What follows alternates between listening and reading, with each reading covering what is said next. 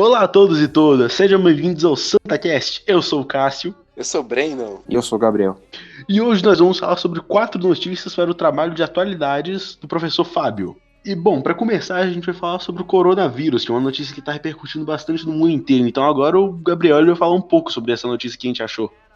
Então, a gente vai falar sobre a notícia que um cientista veio a público dizendo que alguns anos atrás ele estava perto de fazer uma descoberta da cura de um vírus da família do coronavírus, do que está tendo hoje, e que ele estava desenvolvendo uma vacina há alguns anos atrás para um vírus dessa família. Só que ele não teve a verba de terminar a pesquisa dele. Então, velho, tipo, é engraçado você pensar essas coisas, porque o coronavírus, tá matando uma boa galera aqui, tá matando, deixa eu conferir, já morreram 4 mil e 4.270 pessoas, segundo o site do Worldometer, cara, é um bagulho que tá repercutindo bastante na mídia, porque já foram mais de 100 mil casos confirmados, então é engraçado você parar pra pensar que um cara, ele tava alguns anos atrás desenvolvendo uma cura, que tava quase chegando lá, pra um vírus que era... Cura não, vacina. Cura não? Vacina, pra um vírus que tava... Um vírus da mesma família, um vírus bem parecido com o coronavírus que tá tendo hoje. Então, cara, se a gente tivesse essa vacina, o nosso sistema imunológico ia reagir muito melhor ao coronavírus. Então, isso aí podia meio que ser evitado, sabe? Mas é engraçado esse negócio de corte de verba, de corte de verba, sabe? É que vamos concordar, né, que não é nenhuma novidade que o governo corta a verba de pesquisa, não só no Brasil, como em Então. qualquer país. Porque, mano, existem prioridades pro governo. E uma pesquisa para um vírus que não estava impactando na época, não era interessante gastar alguns milhões de dólares para investir nisso. A não ser que fosse haver uma descoberta muito importante ou coisas assim. Mas quando não é relevante para o momento, o governo vai lá e corta a verba para gastar em outras coisas. Sim, tem isso aí muito do governo gastar em outras coisas, só que, realmente tem muito esse negócio de e se, sabe?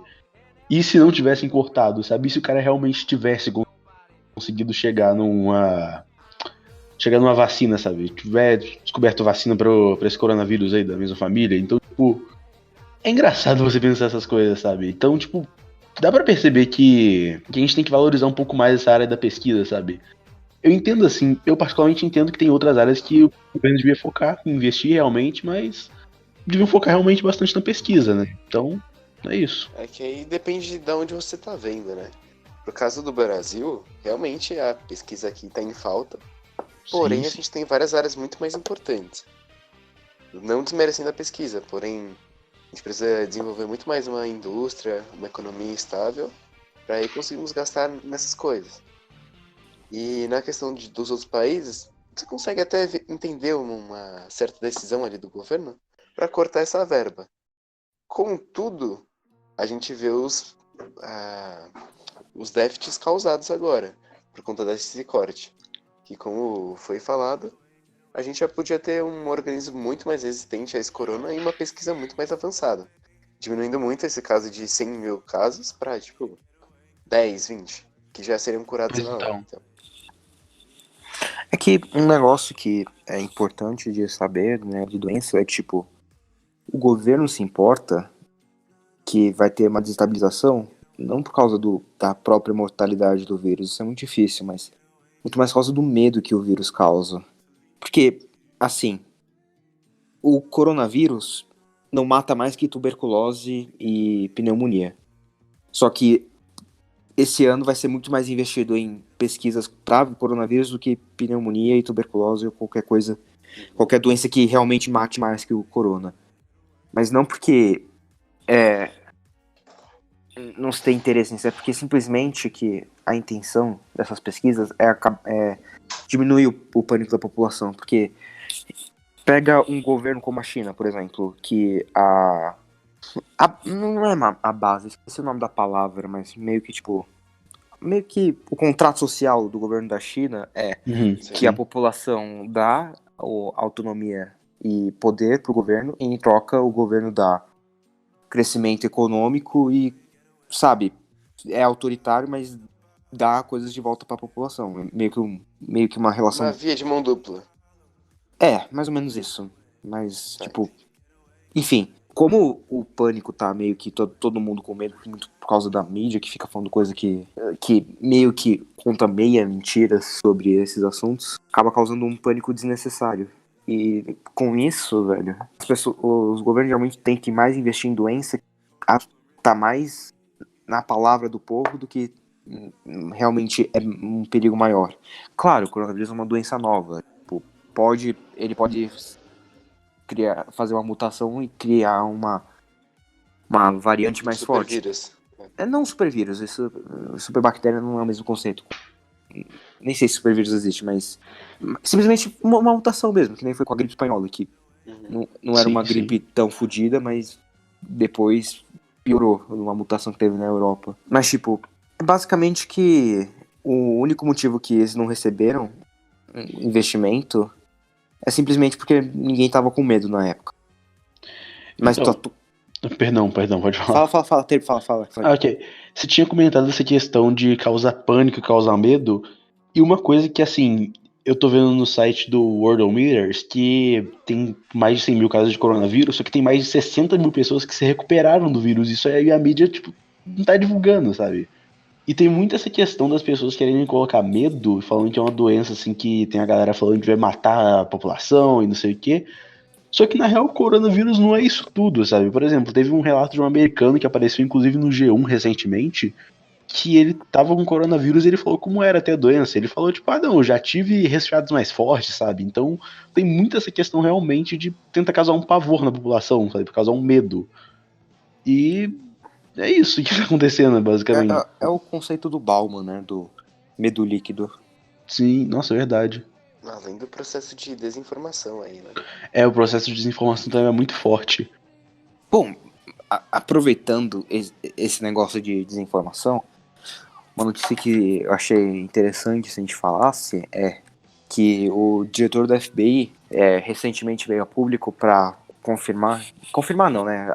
Dizer que desde 2016 as campanhas de desinformações por poderes externos nos Estados Unidos nunca pararam. Ou seja, tipo, desde que teve a eleição do Trump, nunca parou nos Estados Unidos a campanha de desinformação por países, outros países contra os Estados Unidos. E, tipo, eu achei interessante isso falar porque, tá, beleza, isso não é forte dos Estados Unidos. Mas não foi só para os Estados Unidos isso que tá acontecendo. Então, a gente consegue ver que isso aconteceu também no Brasil com a eleição do Bolsonaro, né? Da eleição de 2018, sim. Na Índia também aconteceu isso. Na Índia, realmente. O que aconteceu lá? Basicamente a mesma coisa que aconteceu no Brasil, só que pior. E que o cara é um extremista religioso ainda por cima, então... tá feio lá. Que na Índia tem esse esquema de religião, de castas, uma cultura bem...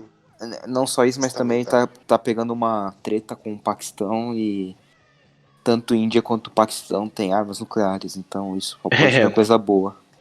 Se você pensar, os Estados Unidos trata com todo mundo e ele também tem armas nucleares, então... Justo. Mano, uma coisa que eu acho, tipo, muito zoada sobre fake news é quando realmente começa a influenciar na eleição, porque quando é um caso, sei lá, tipo, Mark Zuckerberg vai fazer o WhatsApp ser pago, mande pra isso aí pra 30 grupos ou sua mãe morre, tipo, isso eu não ligo tanto, sabe? Porque é uma fake news meio que tipo, inofensiva, querendo ou não, sabe? Mas quando é uma coisa realmente que influencia no futuro do país, é uma coisa que, tipo, é 1000 vezes pior, sabe? Porque as pessoas fazem fake news, fizeram inclusive nas eleições de 2018 pra desmoralizar o candidato, tipo aquele negócio do que o Haddad ia fazer um kit gay, não sei o quê, e tipo, nunca existiu esse bagulho de kit gay, sabe? Eu acho muito ruim quando tem esse negócio de pegar realmente na política e que altera o país, altera o futuro do país, sabe? Porque se você ver, acaba que as fake news estão se tornando base pra eleição e acordos políticos. Sim, então... É uma forma muito fácil e muito instantânea de você manipular algum povo pra acreditar com você atacando o inimigo. Então, assim, é uma estratégia usada que nem, tipo, em guerra. É ética, nem um pouco. Contudo, funciona. Pois então, né? Mano, a gente acabou de falar sobre a fake news, tipo, como que teve no Brasil e tudo, e aproveitando sobre a pauta de política no Brasil, vocês ficaram sabendo do que aconteceu com o Roberto Alvim, né, que era o secretário de Cultura aqui no Brasil, né, que ele fez aquele vídeo lá que tava tendo muita referência ao Goebbels, não sei como pronunciar o nome dele, mas que era inclusive que era o ministro da cultura do governo nazista. Vocês chegaram a saber disso aí, né, obviamente, Não, claro. que, mano, é uma coisa muito bizarra, porque, por exemplo, vamos analisar o que aconteceu. Ele tinha gravado um vídeo que ele disse a seguinte frase, deixa eu ler aqui a frase. A arte brasileira da próxima década será heróica e será nacional. Será imperativa, posto que profundamente vinculada às aspirações do nosso povo. Ou então não será nada. Esse refrão aí que ele deu do ou então não será nada, ele foi, tipo, diretamente tirado do discurso do Goebbels. Que, né, como eu já disse, foi ministro da cultura do governo nazista e, assim, confrontaram ele, obviamente, porque não é uma coisa muito boa, assim, você que é um ministro da cultura tirar um trecho de um cara nazista pra colocar no seu discurso. Foi uma coisa intencional, dá pra você ver que ele é intencional. Que o Roberto Alvim, ele é diretor de teatro, certo? Sério. De fotografia, se não me Acho engano. que é. Então, ele é uma parada assim de cenário, essas coisas, e se você for analisar bonitinho no discurso dele, é bem parecido com o discurso do Goebbels, que tem até uma foto do Bolsonaro lá no fundo, que não era a mesa organizada de uma maneira muito parecida. E quando foram confrontar ele, ele chegou e falou que ele não sabia a origem da frase, e deu um miguezão bem pesado, sabe? Um miguezão bem ruim. Uhum. É que eu acho que, tipo assim, a gente não precisa ir muito longe pra perceber a influência que ele sofreu.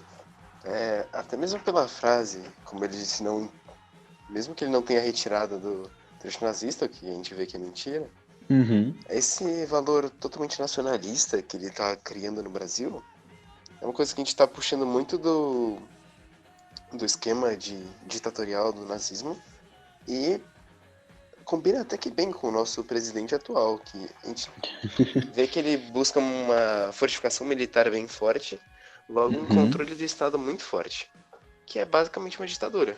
Então, assim, Então, Eu acho engraçado. O que eu acho mais engraçado dessa situação é que, tipo, o governo Bolsonaro, ao mesmo tempo, faz apologia ao nazismo, sendo um governo que o governo Bolsonaro, se eles consideram de direita, faz apologia ao nazismo com esse cara, mas também diz que o nazismo é de esquerda. Eu acho isso sensacional. nossa, é não, é que o incrível. nazismo com certeza é de esquerda, né? Cara, pior que eu já vi muita gente defendendo, assim, com unhas e dentes, que nazismo não é esquerda, porque o regime comunista, né, da União Soviética, quando na ditadura do governo Stalin, tinha características do fascismo, só que não significa que seja de esquerda, sabe? Tem características parecidas, que é parte do nacionalismo, principalmente, né, que tem tanto na extrema esquerda quanto na extrema direita. Calma. O que você falou? Que o fascismo não é de direita? Não, você falou nacionalismo tem tanto na extrema esquerda? Na esquerda não tem. Não? Não necessariamente. Não. Pode ter, mas não necessariamente. Tipo, não é o foco. Sim. Necessariamente. Mas eu acho que um nacionalismo pra valorizar o povo e não o Estado. Sim. Seria realmente. mais o nacionalismo, tipo, seria, por exemplo, numa União Soviética stalinista, tá ligado? Aí seria, assim, um nacionalismo, mas seria mais um nacionalismo, tipo...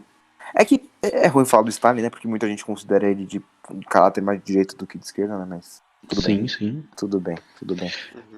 Vai, continua o que você tá falando. Desculpa interromper. Tô. Mas, mano, outra coisa aqui do Roberto Alves, que outro detalhe ainda que eu tinha esquecido de mencionar, é a música de fundo que ele colocou no vídeo, que foi escrita, tipo, pelo Wagner, o Richard Wagner, que ele foi o compositor favorito do Hitler. E o cara pegou a música do compositor favorito do Hitler e colocou no discurso dele, que tem um trecho de um cara do ministro da cultura do governo nazista. Não, Ele falou que totalmente sem querer. Relaxa. Não, tô indo, foi acidente.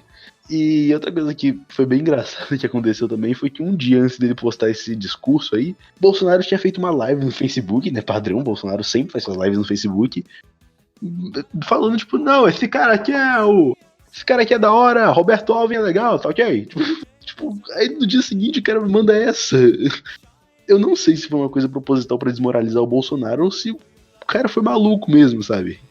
Eu acho que o Bolsonaro não tem as medidas tão, assim, não tem as ações tão descabidas a ponto de deixar tão explícito assim a referência ao nazismo.